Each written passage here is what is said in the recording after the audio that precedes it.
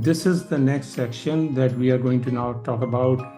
And think of it this way, that EVA as a concept, when you have relative stability and relative low complexity compared to what you're seeing now in the new VUCA world, it is an order of magnitude more complex problem to understand where EVA benefits are coming from as you make day-to-day operating decisions, when the number of universes and the futures in front of you are compounding.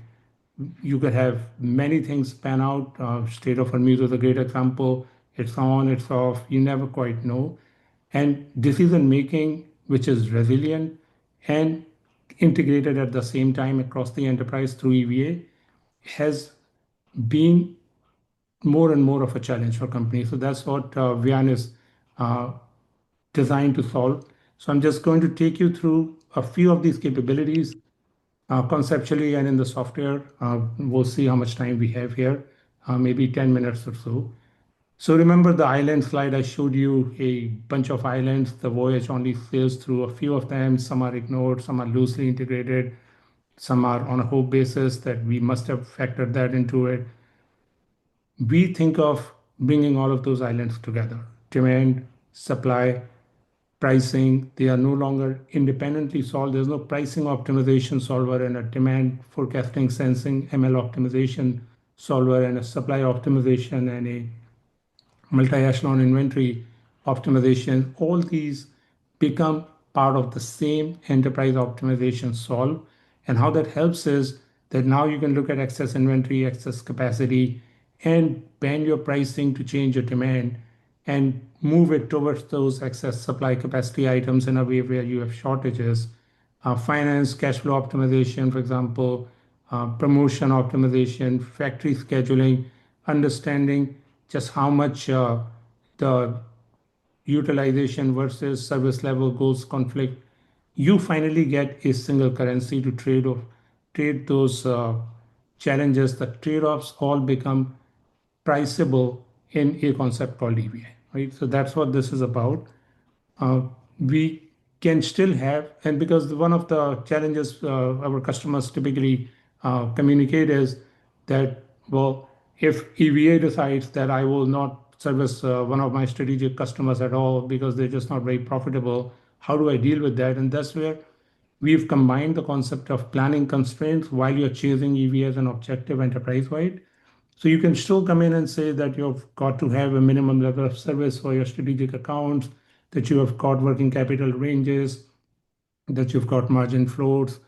All of those can still be put as what we call outcome constraints, along with the typical physical supply chain planning constraints in the solve while you still then maximize EVA. And you can now think of it as precision policies where you look at options to say, well, if I were to reduce the minimum service level to my strategic customers, how does that change things? So the key message we want you to take here is that a enterprise is a cube. It's not solved one phase at a time. You would have various levels of cost buckets, various functions, various levels of the enterprise, from the order line to product customer profitability to product family region to the entire enterprise. And you need to think of it as a box that needs to be solved right, not just the faces of it. So when you think about integration, you can think of it as a horizontal integration and a vertical integration. Horizontal means that from a purchase order to the production order to the transport orders to the sales orders, we create a order pegging network and a way of flowing cost across. So not just the order pegging from a supply chain planning lens to say, well, when do I need it? When will I have it? Is there a delay? Just solve the pegging links that way. This is the true direct cost element flowing through proportionally. So now you can say, well, how much of that purchase order or that production order uh, got factored into servicing a given sales order to the extent there was expediting involved because that order came in within lead time. That expedite cost goes in. And that's the direct cost side of it. The indirect cost side of it, we use activity-based costing principles to then charge all the indirect costs to those sales orders intelligently. So for example, if you have customers who move it, move out their backlog many times before they settle.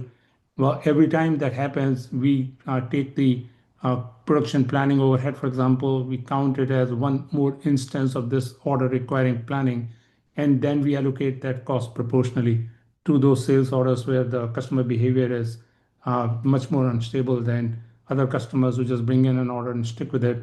So your cost is no longer uh, peanut butter spread model. It's all allocated based on drivers. It's charged by those activity drivers.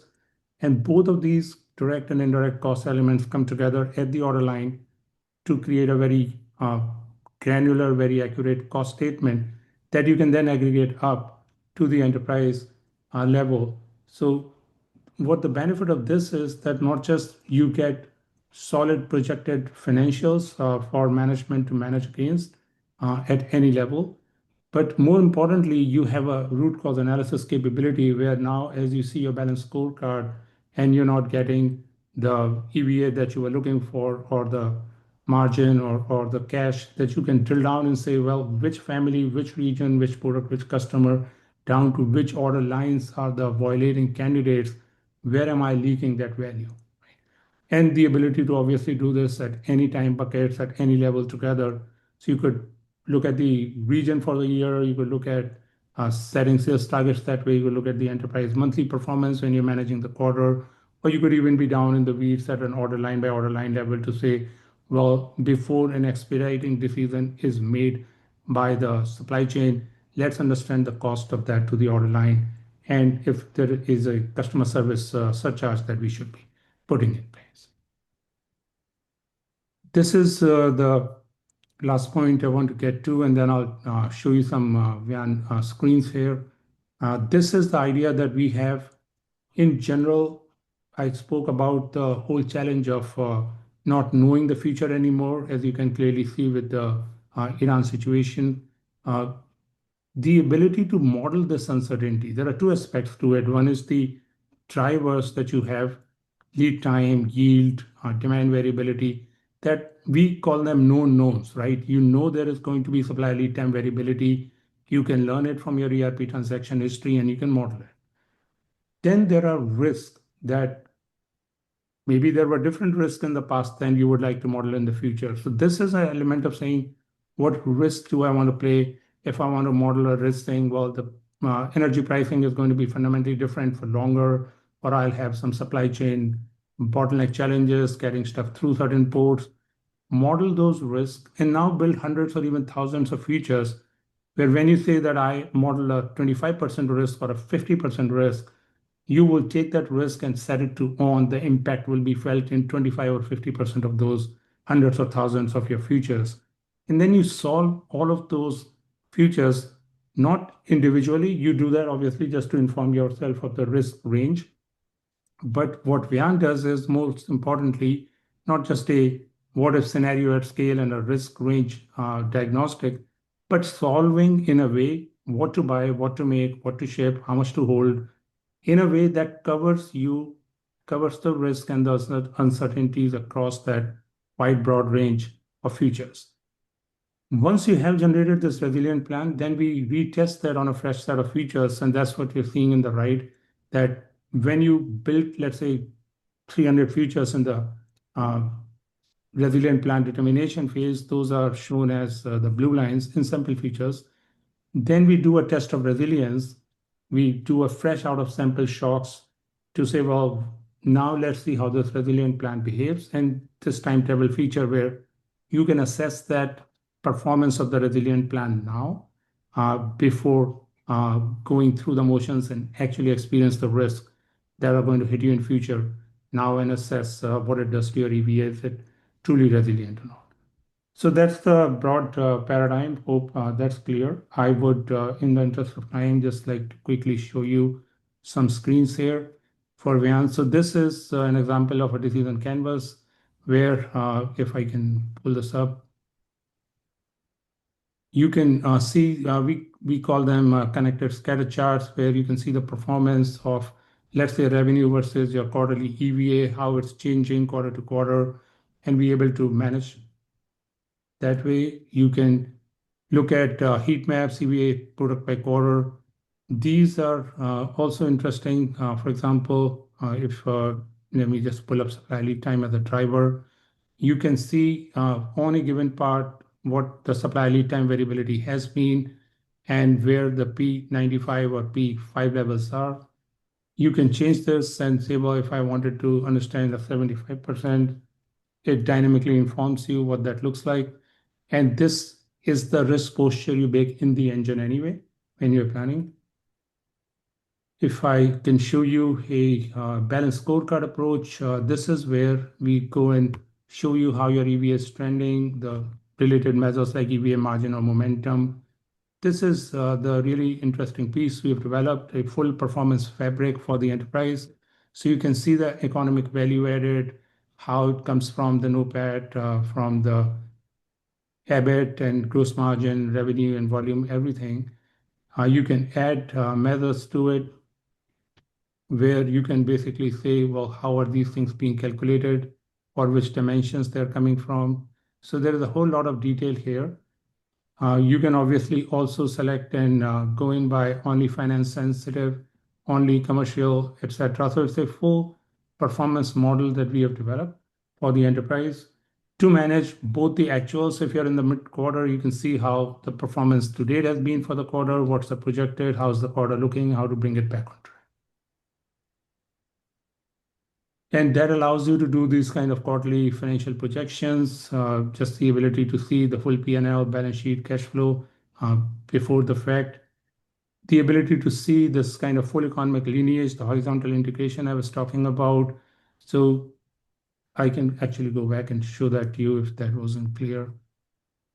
So let's just try to find a supply and packing network. So you can see how this is an example of a network where you have customers buying finished goods, distribution centers, plants. You can click on any node like a customer FC node. You can see what sales order lines are there against it and click on them and right away see how those sales order lines are being served, right? So it gives you fantastic horizontal integration, cash and cost flow capabilities, along with the ability to integrate all the data and aggregate it up the enterprise. This is the resilient decision, the check for resilience that I was talking about earlier. So you can play this and see across all of those out of sample iterations, how is the resilient plan performing, and you see how it starts out low. There are many plans higher than it, and towards the end, most of those out of sample shocks performed worse than the resilient.